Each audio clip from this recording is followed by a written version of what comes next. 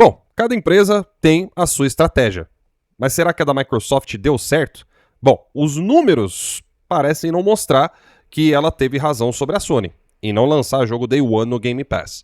Vamos conferir agora uma nova atualização de números que saíram principalmente relacionados a Call of Duty em relação ao seu desempenho no Xbox e também se houve um aumento suficiente de assinaturas ou não com esse título no serviço da Microsoft. Cartões para PSN, Xbox Live e muito mais é no Rei dos Coins. Faça sua compra e ganhe o cashback. Acumule pontos e compre muito mais. Link na descrição. Um oferecimento GVG Mall. Saia da mendigagem E adquira seu Windows por menos de R$90 ou Office 2021 por menos de 300. Basta usar o cupom JE20 na sua compra e selecionar o PayPal, que tem a menor taxa de apenas R$2. Expulse o cracudo do seu PC ativando a chave no seu próprio Windows. Links da descrição.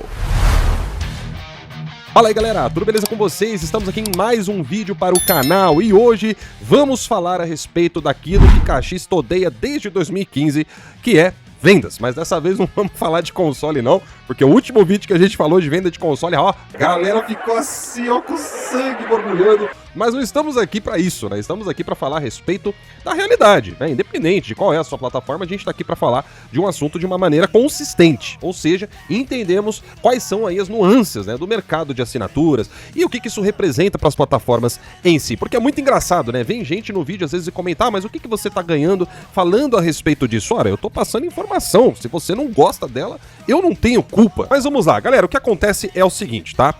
Saíram então alguns relatórios, né? Principalmente dos Estados Unidos, do mercado de assinaturas e também de Call of Duty nas plataformas. E além disso, nós também tivemos o estopim, né, para esse vídeo que nós estamos fazendo hoje, que é o contraditório, né, entre duas matérias. Veja, que lá em 2018, né, o Phil Spencer falava que o Game Pass ajudava a vender mais jogos, né, porque ele ajudava a aumentar a visibilidade. Quis dar a entender que não era tão ruim assim, que o Game Pass não tava matando venda coisa nenhuma.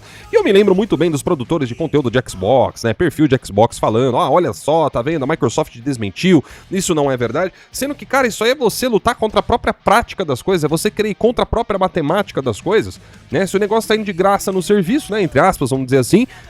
Qual que é a tendência? Né? Você que tá no Xbox, seja sincero, os jogos da Microsoft, mesmo que você goste muito deles, pô, a maioria de vocês de fato compra o jogo ou você joga ele pelo Game Pass, tá ligado? Não tô aqui julgando não, tá? Porque quem te deu essa opção foi a Microsoft. Quem tem que arcar com isso é a Microsoft, não é você, tá? E pode parecer que eu tô, nossa, peraí, você tá sendo bonzinho? Não, não é o caso. Porque aí vai vir a galera que vai falar, mas e com relação a chamar cachista de mendigo? Mas nós não estamos falando dentro desse contexto, isso aí foi distorcido muitas vezes. Mendigo é o cara que tá no Xbox e só joga se estiver no Game Pass. Ou seja, não tô falando dos jogos da Microsoft, tô falando, por exemplo, sai um jogo aí third party, ou seja, um jogo que é multiplataforma, obviamente não vai pro Game Pass como 90% dos jogos, e o cara não compra, mesmo que ele seja fã, mesmo que ele esteja muito curioso, ele não compra, ele só vai jogar se for pro Game Pass. Então esse é o conceito do mendigo, tá? Pra deixar muito claro. Mas aí, o que acontece, né? Voltando aqui ao cerne aqui da abordagem, nós tivemos agora uma matéria que saiu, que, cara, quebrou as pernas, né? Que é o seguinte, eu sei que outros canais já falaram a respeito disso, então óbvio que eu não vou falar desse tópico só baseado nisso daqui, eu sempre vou trazer mais informações pertinentes pra vocês se eu trago o vídeo posterior, né? Mas vamos lá. A matéria que ficou na boca da galera esses dias foi essa daqui, sobre os jogos lançados no Game Pass, né, poderem ser prejudicados em suas vendas em até 80%.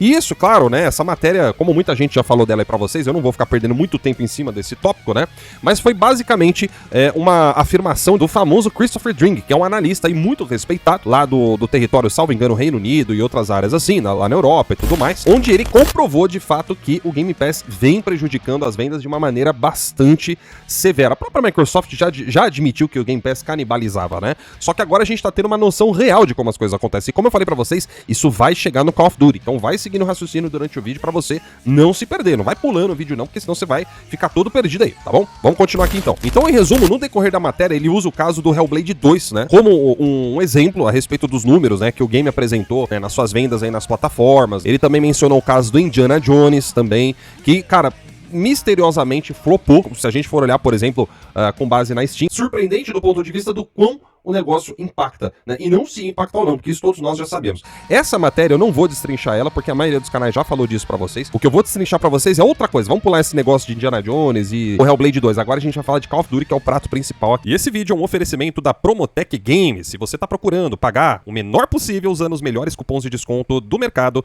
participe dos grupos do WhatsApp da Promotech e fique de olho nos anúncios pra poder usufruir daquela promoção relâmpago que você sempre perde. Então o que acontece, meus amigos? Sobre o Call of Duty, o que nós tivemos aqui foi uma atualização de um outro analista, que esse aqui, cara, é do maior mercado do mundo, que é o mercado norte-americano. E nesse mercado aqui, o que nós tivemos na atualização veio de ninguém menos que o Matt Piscatella. Caras, o Matt Piscatella, da Cercana, também, né, conhecido ali como NPD Group, né, mais antigamente. E essa empresa de análise é uma das mais respeitadas, né, dos Estados Unidos. E ela trouxe números bastante interessantes a respeito do caso. Então agora que a gente vai pra cereja do bolo, porque realmente vocês querem ver nesse vídeo, que é o exemplo do Call of Duty. Call of Duty, o último que lançou, que é o Black Ops 6, já teve, né, alguns dos seus números revelados nesse maior mercado mundial. Então já serve meio que como um parâmetro pra gente ter uma boa noção, porque, primeiro, é a casa do Xbox, e segundo, é um jogo americano. Você quer coisa melhor do que o território dos Estados Unidos pra medir o sucesso da coisa? Se não vai bem nos Estados Unidos, a tendência é que no resto do mundo... Pois é, então você já entendeu a questão, né? Antes de ir pro Game Pass, tá? Os jogos do Call of Duty, eles eram, meio que historicamente, quase que meio a meio no PlayStation e no Xbox em termos de vendas. Lógico que tem o território mundial que vai diminuir ou aumentar um pouco essa porcentagem para ambos os lados, tá? Mas historicamente no território norte-americano é de 53 versus 47. Ou seja, 53% vendia no PlayStation versus 47% no Xbox. E aí o que aconteceu? Depois que o jogo foi lançado Day One no Game Pass, qual que seria a estratégia da Microsoft? Porque é óbvio que ela pensou nisso. Ela sabia que ia diminuir as vendas no Xbox e no PlayStation poderia continuar a mesma coisa, ou diminuir um pouco, ou aumentar, seria uma caixinha de surpresas. O que aconteceu? As vendas do Call of Duty foram de 90% no PlayStation e apenas 10% no Xbox no mercado norte-americano. Lembrando, a casa do Xbox.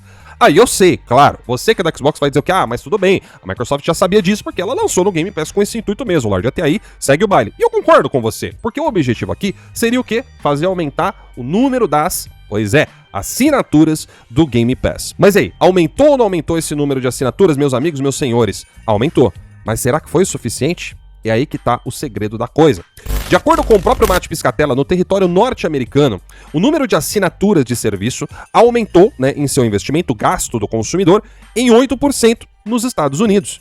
Ou seja, se a gente fosse pegar o número total de assinantes do Game Pass, que, sei lá, né, na última vez que a Microsoft informou aí o crescimento do Game Pass, o número de assinantes, tava ali por volta de uns, o que era, 34 milhões, né, lá em fevereiro do ano passado. Então vamos supor, vamos arredondar aí para uns 35. Isso daria, do ano passado para cá, em termos de aumento percentual, certo? Em torno aí de uns 2,8 milhões, tá? Quase 3 milhões de assinantes. Versus, sabe o que, meus amigos? Em torno de 7 a 8 milhões de cópias vendidas a menos no Xbox. Você já fez o cálculo na cabeça? Pois é, se você fez esse cálculo, você já deve ter percebido que, para compensar a perda de toda essa gente que deixou de comprar o game da Microsoft, esses 2,8 milhões de assinantes teriam que assinar o serviço por 15 meses.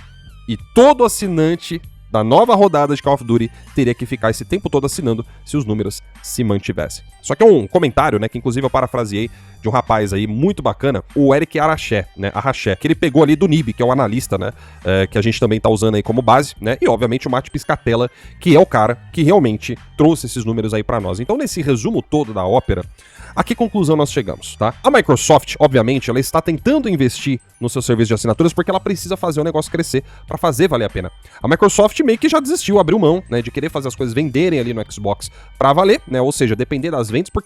Qual razão, né? Obviamente porque eu acho que não fica muito compatível, né? Você querer trazer um serviço que traz coisas Day One e você querer vender ao mesmo tempo. Então, infelizmente, são duas coisas que não são compatíveis dentro de uma plataforma, né? Ou você faz um ou você faz o outro. Só que, pelo que a gente tá vendo aqui, isso aqui talvez não esteja dando tão certo assim, né? Porque você tá tendo uma perda muito gigantesca de receita em troca de colocar o negócio Day One e está ficando dependente da outra plataforma. Só que aí que tá o ponto. Quando a gente fala de 90% da galera, né, comprou o jogo no PlayStation agora versus 10% no Xbox, o que isso quer significar de verdade? Significa que o pessoal do PlayStation comprou muito mais do que antes, na média?